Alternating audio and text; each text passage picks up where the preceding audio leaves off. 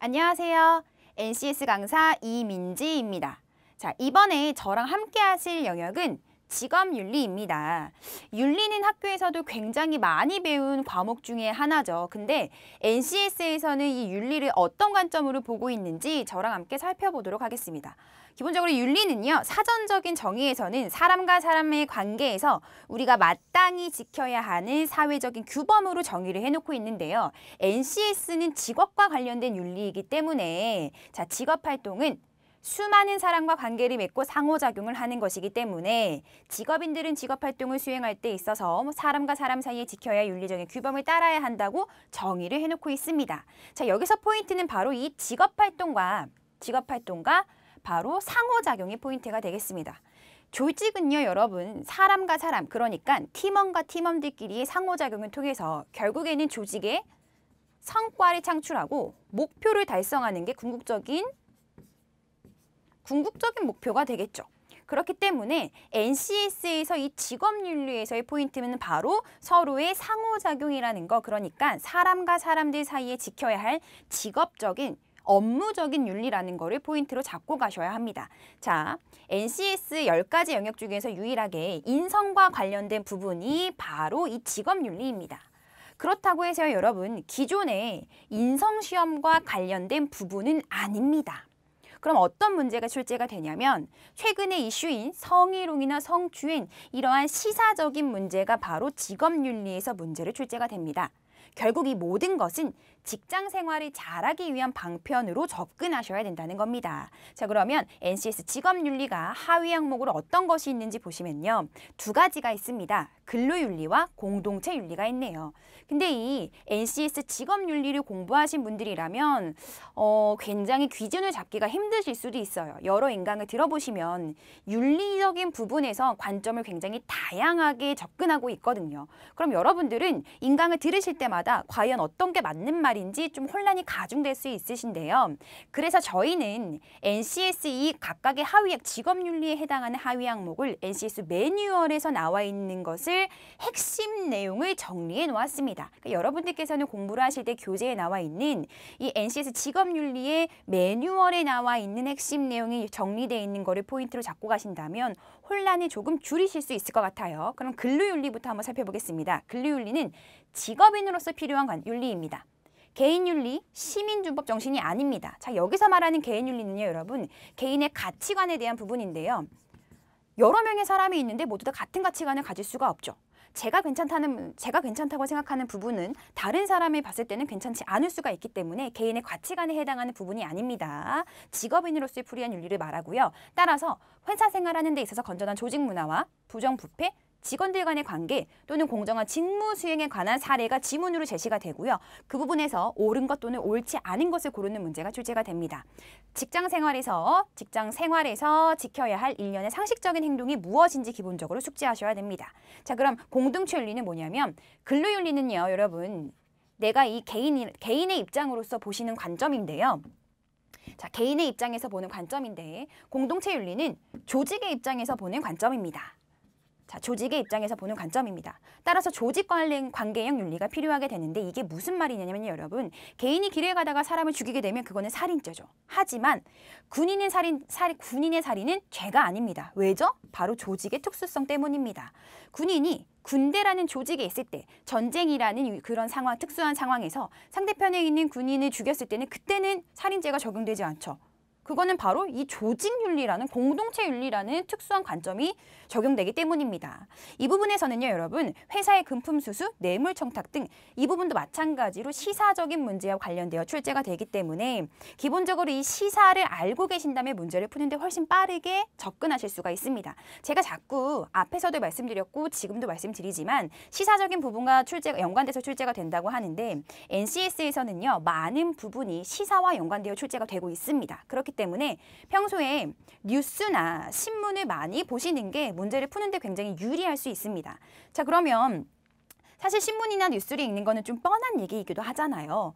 그렇다면 누구나 그런 말을 할 수 있죠. 신문을 봐라 또는 뉴스를 봐라. 근데 여러분 신문은요 그냥 보는 게 아닙니다. 신문도 뭐가 중요하고 아니면은 중요한 요즘에 이슈가 되는 내용이 무엇인지 파악하는 다 방법이 있습니다. 자, 1번 표제를 먼저 보세요. 표제라는 건 헤드라인을 말합니다. 여러분 헤드라인을 먼저 보세요. 헤드라인만 먼저 보고 넘어가셔도 됩니다. 만약에 뭐 본인한테 주어진 시간이 얼마 없다면. 자, 그 다음 2번 표제 밑에 있는 작은 글씨로 써져 있는 제목을 봅니다. 그걸 부제라고 하죠. 이거는 작은 제목입니다. 자, 부제를 보세요, 여러분. 작은 제목입니다. 부제를 보시면 대략적으로 어떤 관점으로 그 시사적인 문제에 접근하고 있는지 파악하실 수 있습니다. 작은 제목입니다. 자, 그리고 바로 이 세 번째가 포인트인데요. 3번 전문을 보시는 겁니다. 전문은 신문의 내용을 육하원칙에 따라 요약한 부분입니다. 육하원칙에 따라 요약한 이 신문의 전문을 보시게 되면 당연히 이 신문에서 말하고자 하는, 뉴스에서 말하고자 하는 포인트가 뭔지 대략적으로 감을 잡으실 수 있겠죠. 시간이 없으시면요, 여러분 시사적인 문제를 접근하실 때 신문에 나와 있는 표제, 부제, 전문 세 가지만 보셔도 요즘에 이슈거리가 뭐고 시사적인 문제가 뭔지 파악할 수 있으니까 반드시 뉴스나 신문을 보고 들어가셨으면 좋겠습니다. 자, 그러면 본격적으로 하위 항목에 대해서 조금 더 세부적으로 살펴볼 건데요. 모든 하위 항목은 보시다시피 KSA로 되어 있습니다. 그렇다면 이 KSA가 무엇이냐? 자, K는 난리지의 앞글자입니다. 즉, 학습을 해서 배우는 이론이란 뜻이죠. 그러면 모든 항목은요, 여러분 당연히 이론이 배경이 되어야 해요. 자, 그러면 S는 뭐냐? 스킬의 앞글자입니다. 지식에 기반한 경험과 기술이죠. 그럼 당연히 A인, 태도, 애티튜드의 앞글자죠. 어디서 나오는 거겠죠? 그렇죠. 자, 지속된 경험이 축적된 태도입니다. 즉, 일상적 경험에서 나오는 태도를 뜻합니다. 자, 근데 이 근로윤리의 첫 번째 태도를 보시면 업무를 적극적으로 추진할 수 있다고 나와 있네요. 그럼 뒤로 넘어가서 공동체 윤리의 태도를 보시면 첫 번째 업무를 책임감 있게 수행할 수 있습니다. 자, 구분하실 수 있으시겠어요? 근로윤리의 태도의 첫 번째 업무를 적극적으로 추진하는 것과 공동체 윤리의 첫 번째 업무를 책임감 있게 수행할 수 있는 거, 뭐가 어디에 속하는지 구분하시려면 여러분 머리가 깨지죠. 그래서 사실 이 공동체 윤리와 근로윤리의 태도 부분은 정확하게 어디가 어디에 속한다고 확실하게 나눌 수 없습니다.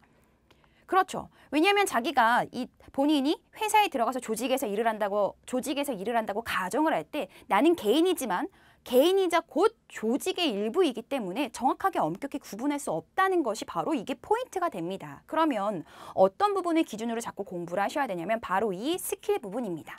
자, 근로윤리의 스킬을 한번 보실게요. 직장 생활에서 정해진 시간을 준수하며 생활합니다. 누가요? 본인이요. 내가.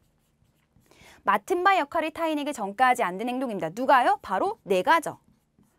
권위적이고 오만한 행동을 지향합니다. 누가요? 바로 본인이요. 자, 스킬을 보시면 이거는 개인에게 해당하는 영역입니다. 자, 근데 공동체 윤리를 한번 보실게요. 공동체 윤리는 자신의 이익을 배제하고 타인에게 봉사하려는 마음이죠. 자, 그럼 공동체 윤리는 무엇이냐면 개인의 윤리에서 확장돼서 주변 사람들에게까지 적용되는 윤리라는 게 바로 포인트가 됩니다. 그래서 보시면 지식에서도 나와 있죠. 봉사, 타율적, 인간사회, 공동체. 그래서 근로윤리를 공부하실 때는 개인의 의미에 조금 더 집중해서 공부를 해주시고요. 공동체 윤리를 공부하실 때는 나 말고 나를 기반해서 나아가서 타인에게 영향을 줄 수 있다는 점에 포인트를 잡고 공부를 해주시면 근로윤리와 공동체 윤리를 공부하는 데 있어서 조금 혼란을 주지 않을 수 있을 것 같습니다. 자, 그러면 간단하게 저희 교재에 나와 있는 이 포인트를 KSA에 해당하는 배경 지식을 반드시 숙지하고 가셨으면 좋겠고요. 저와 함께 실전 문제 한번 풀어보겠습니다. 자, 문제 보실게요. 지방자치가 발달하면서 최근 지역 주민의 이기주의 현상인 님비와 핀피 현상에 행정당국의 고민이 깊어져 가고 있다. 자, 포인트 님비와 핀피죠. 현상과 같은 지역 이기주의를 극복하기 위해 적합한 해법이 아닌 것은 여러분 아닌 것입니다. 문제를 푸실 때 아닌 것과 옳은 것을 굉장히 헷갈려서 문제를 틀리시는 분이 많으세요. 문제를 꼼꼼하게 읽어주시기 바랍니다. 자, 시사용어 등장했죠. 그럼 시사용어 한번 정리하고 가겠습니다. 자, 님비와 핀피, 신님비 핀피, 유통 복합물을 놓고 중소상인과 지역주민 간의 입장차가 있는 신문 기사입니다. 자, 지금 이 문제는요. 신문의 지문을 제시하지 않았죠. 하지만 여러분, 이 문제는 얼마든지 변형될 수 있습니다. 저희가 지금 이 집중공략법에서 강의하고 있는 문제들은요. 아주 기초적인 문제예요. 기초를 쌓아야지만 그 이상의 문제를 풀 수가 있기 때문이죠. 그렇기 때문에 이 시사적인 문제를 지문으로 딱 제시했을 때는 지문형 문제가 됩니다. 그렇기 때문에 이런 관련된 신문을 여러분께서 찾아보시는 게 훨씬 도움이 될 거죠. 자, 그럼 님비와 핀피, 유통복합물을 놓고 중소상인과 지역 주민이 어떤 입장차를 보이고 있나? 인근 중소상인들은 지역에 쇼핑몰이 입점하는 걸 꺼리는 님비 현상입니다. 보통 님비 현상은 내가 살고 있는 지역의 혐오 시설을 좀 꺼리는 현상이고 입장을 취하고 있고 지역 주민들의 입장은 적극 찬성하는 핀피 현상입니다. 핀피 현상은 뭐죠? 내가 살고 있는 지역 사회에 도움이 될 만한 것을 적극적으로 찬성하는 현상입니다. 입장을 보이는 중이라고 실질적으로 뉴스에 나와 있네요. 자, 그럼 문제 한번 볼게요, 여러분. 지역 이기주의를 극복하기 위해 해법이 아닌 것이죠. 자, 1번부터 5번까지 보기 한번 읽어보세요. 1번, 2번, 3번 쭉쭉 보셨죠? 보기가 다 맞는 말 같아요. 그렇죠, 여러분? 이게 기본적으로 여러분께서 시사용어에 대한 숙지가 되지 않으셨으면 문제를 풀 수 없는 문제였습니다. 사실 난이도는 그렇게 높지 않았는데 왜 말이 전부 다 맞는 말 같았기 때문에 조금 헷갈릴 수는 있었어요. 하지만 시사용어를 정확하게 숙지를 하셨다면 정답은 4번입니다. 자, 왜냐하면 추첨제가 아닙니다. 추천제는요, 여러분, 과반수만 넘어가도 이 제도가 그냥 확정이 되는 겁니다. 근데 100명의 지역 주민들 중에서 51명이 찬성했고 49명은 반대를 했어요. 그럼 51명이 찬성했다고 해서 이 제도가 확정이 되면은 나머지 49명은 어떻게 되는 거죠? 이 지역을 떠날 수 없게 되잖아요. 떠날 수가 없잖아요. 그렇기 때문에 추첨제는 적당한 해법이 아니라는 거 기본적으로 시사용어 숙지해 주셔야 합니다. 자, 그럼 다음 문제 넘어가겠습니다. 자, 두 번째 문제. 아래의 상황은 고객이 회사로 전화하였을 때 적절한 전화 응대에 해당되는 부분입니다. 저희 교재에 나와 있습니다, 여러분. 적절한 전화 응대에 대한 매뉴얼 숙지해 주시기 바랍니다. 한번 같이 살펴보겠습니다. 직장에서 전화 예절 받기편인데요. 교재에서는 걸기편도 있습니다, 여러분. 그러니까 하위 항목을 살펴봐 주시고요. 받기편 살펴보겠습니다. 전화벨이 3-4번 울리기 전에 받는다. 당신이 누구인지 즉시 말한다는, 그쵸, 여러분? 회사에서 활동하셨거나 아니면 학교에서 아니면 또 전화를 받았을 때 네, 누구입니다라고 말하는 건 기본이었죠. 천천히 명확하게 예의를 갖추고 말한다. 목소리에 미소를 띠고 말한다. 말을 할 때 상대방의 이름을 함께 사용한다. 자, 이 부분 조금 궁금하시죠? 근데 여러분 114에 전화 한번 해보셨다고 생각해 보세요. 아니면 어디 콜센터에 전화해 보시면 네, 누구누구님 맞으시죠? 라고 저의 이름을 물어보죠. 그 부분입니다. 언제나 펜과 함께 메모지를 곁에 두어 메시지를 받아 적을 수 있도록 한다. 주위의 소음을 최소화한다. 긍정적인 말로써 전화 통화를 마치도록 하고 전화를 건 상대방에게 감사의 표시를 한다. 자, 그러면 문제 한번 살펴보겠습니다.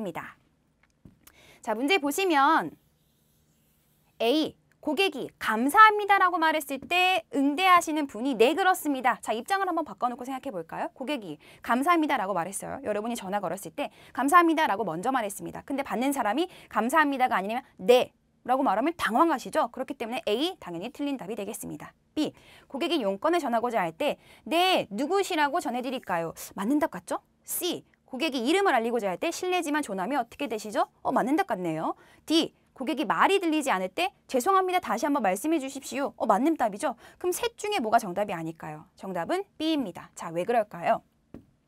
여러분은 문제를 푸실 때 착각하시는 게 있습니다. 제시되지 않은 지문을 당연히 그렇겠지라고 추측을 하게 됩니다. 뒤에 나와 있지 않은 내용을 여러분께서 추측을 하게 되시는데요. 그건 여러분의 주관적인 생각입니다. 용건을 전하고자 할 때 네, 누구시라고 말해드릴까요? 어떤 용건을 가지세요? 라고 당연히 말하겠지. 그럼 이 B도 적절한 답이 아닐까? 라고 생각을 하십니다. 하지만 그렇지 않죠. 왜? 본문에는 어떤 말씀을 전해드릴까요? 라는 말이 빠져 있잖아요. 절대로 여러분께서는 문제를 푸시면서 본문에 나와 있지 않은 내용을 추측하시면 안 돼요. 나와 있는 지문을 가지고 문제를 푸셔야 합니다. 따라서 용건을 말하고자 할 때는 당연히 어떤 용건이죠가 들어가야죠. 어떤 용건입니까가 들어가야 합니다. 그러니까 B도 적절하지 않은 지문이죠. 정답은 그래서 A와 B를 묶어놓은 3번이 되겠습니다. 실전 문제는 여기까지고요, 여러분. 자. 네, NCS 직업윤리는 NCS 10가지 영역 중에서 유일하게 인성과 관련돼 있다고 아까 말씀드렸죠. 하지만 기존의 인성시험과는 연관되는 것은 아닙니다. 그러니까 여러분 문제를 푸실 때 기존의 인성시험처럼 나는 가끔 화가 난다. 예, 아니요. 나는 부당한 일에 있어서 얼굴이 붉어진다. 예, 아니요. 그런 문제가 아니라는 겁니다. 그럼 어떤 문제가 출제된다고 했죠? 자, 그렇죠. 성희롱이나 성추행과 같은 시사적인 문제가 출제가 된다고 했습니다. 자, 그렇기 때문에 NCS 직업윤리를 공부하실 때는 시사적인 부분을 반드시 숙지하고 가시면 문제를 푸시는 데 어려움이 없을 것입니다. 최근에는요, 여러분, 인성시험을 보지 않고 인성 대신에 NCS 직업윤리를 보고 있는 공사나 공무단이 점점 늘어나고 있는 추세이기 때문에 NCS 직업윤리에 대한 숙지가 반드시 이루어졌으면 합니다, 여러분. 자, 결국엔 직장 생활을 잘하기 위한 방편으로 접근을 하시면 문제 푸는 데는 어려움이 없을 것 같습니다. 자, 그러면 지금까지 직업윤리의 이민지였습니다. 감사합니다.